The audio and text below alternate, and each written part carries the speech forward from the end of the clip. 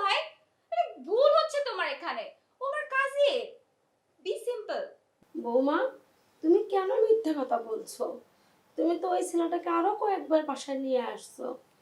আমি আমি যদি কিছু বলতে গেছি তুমি বলছো এটা নিয়ে কথা বললে তোমার ছেলেকে আমি মেরে ফেলবো। আমি আমার ছেলেকে হারানোর ভয়ে কিচ্ছু বলিনি মা। মা আপনি মা আপনি কিন্তু আসলে মানে না জেনে না কথা বলতে পারেন না, ঠিক আছে? আপনার তো এখন বয়স হয়ে গিয়েছে মা, তাই হয়তো আপনার ভুল হচ্ছে। মানে একই রকম অনেককেই দেখতে মনে হয়। ও তো আজকে প্রথম আসলো বাসায়। আসে ভুল। না না মা, আমার ভুল হয়নি। আমি ঠিক দেখেছি, আমার ভুল হয়নি। এই ছেলেটাই ছিল। তোমাকে কতটা ভালো মনে করছি আমি, তোমার সাথে আমার থাকা সম্ভব না। মা তুমি শান্ত হও, আমি দেখছি। প্রয়োজনে তোমার জন্য আমি এরকম মেয়েকে ঘর থেকে বের করে দেব।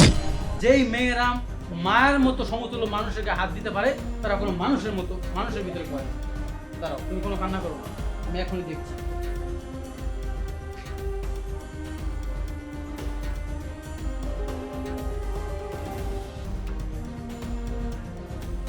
আপু, সবই তো শুনলেন, এখন আপনি যেই ব্যবস্থা নেবেন সেটাই মেনে নেবেন।